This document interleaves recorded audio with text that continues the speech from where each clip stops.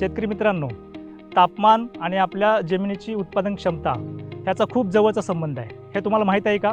चला तर मग बघूया. शेतकरी मित्रांनो, त्यासाठी आपल्याला आपल्या मातीविषयी 5 महत्त्वाच्या गोष्टी जाणून घेणं खूप गरजेचं आहे. त्याच्यामध्ये पहिली गोष्ट आहे की आपल्या सॉईलचा ऑर्गॅनिक कार्बन, दुसरी गोष्ट आहे इलेक्ट्रिक कंडक्टिव्हिटी, तिसरी गोष्ट आहे सॉईलचा pH, चौथी गोष्ट आहे आर्द्रता आणि सगळ्यात महत्त्वाचं ज्याच्यावरती आपण आता बोलणार आहे तो म्हणजे सॉईलचं टेम्परेचर. शेतकरी मित्रांनो, तुम्हाला माहीतच असेल की आपल्या जमिनीमध्ये लाखो सूक्ष्मजीव कार्यरत असतात आणि त्याचा डायरेक्टली इनडायरेक्टली फायदा आपल्या पिकासाठी होत असतो.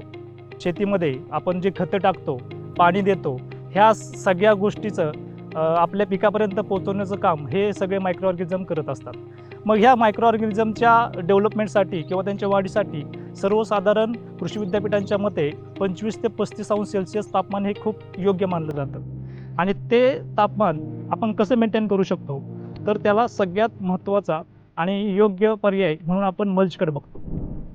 शेतकरी मित्रांनो, पारंपरिक पद्धतीमध्ये आपण मल्चिंग म्हणून आपण ऊसाचा पाचट आणि भाताचं पालापाचोळा वापरत होतो. तर आता आधुनिक पद्धतीमध्ये आपण मल्चिंग पेपर हा यूज करतो, जो की प्लास्टिकमध्ये असतो. तर हा मल्चिंग पेपर असा असायला पाहिजे की जेणेकरून आपल्या ज्या सूक्ष्मजीव आहेत जमिनीमध्ये त्यांना ते 25 ते 35 अंश सेल्सिअस टेम्परेचर आहे ते मेंटेन करून देणारं असावं. त्यासाठी काय करावं लागेल, तर आपण ज्यावेळेस मल्चिंग खरेदी करतो त्यावेळेस आपण त्या मल्चिंगची जाडी, त्या मल्चिंगचा सिल्वर, ब्लॅकनेस आणि त्यात तो UV ट्रीटेड आहे की नाही ह्या गोष्टी बघणं खूप गरजेचं आहे.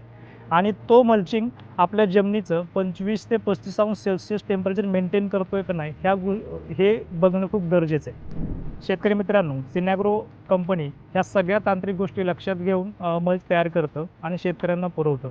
आणि तसा शेतकऱ्यांचा खूप सारा आम्हाला रिस्पॉन्स आला आहे की खरंच हा मल्चिंगमधून आम्हाला फायदा झाला आहे आणि आमच्या उत्पन्नामध्ये वाढ झाली आहे. तर तुम्हाला अधिक माहिती हवी असेल तर आजच सिनॅग्रोला संपर्क करा.